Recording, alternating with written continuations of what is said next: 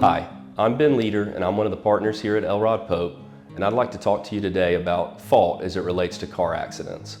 One of the common questions we receive from potential clients is whether they're still entitled to receive compensation if they share some degree of fault in causing a car wreck. Oftentimes the investigating police officer may not be able to determine who was at fault, or he may put both parties at fault, or he may put neither parties at fault. And unfortunately, the answer often depends on which state the accident took place in. For example, in South Carolina, we are what's called a modified comparative negligence state.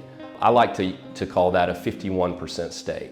And what that really means is if you're 51% or more at fault, you are completely barred from recovering any compensation. However, you can be up to 50% at fault for causing an accident and you are still entitled to receive compensation.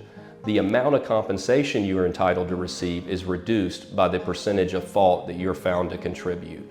An easy example is if a case is worth $10,000 in total damages and a jury ultimately finds that our client contributed 20% to causing that accident, but the other party contributed 80%, the client's total award would just be reduced by the 20% fault. So in that example, our client would receive $8,000 even though her case may be worth $10,000 because she was ultimately found to be 20% at fault.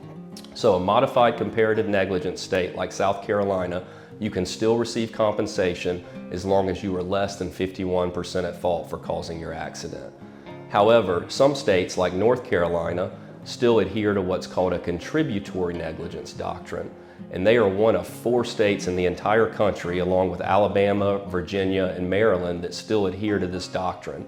It's a very antiquated and very harsh doctrine that essentially provides that if you're found to be even 1% at fault for causing an accident, you are completely barred from recovering any compensation. So if you were to take a case to trial and a jury was to ultimately find that the other driver was 99% at fault for causing the car wreck, and they place 1% of fault on you, you are barred from recovering any compensation.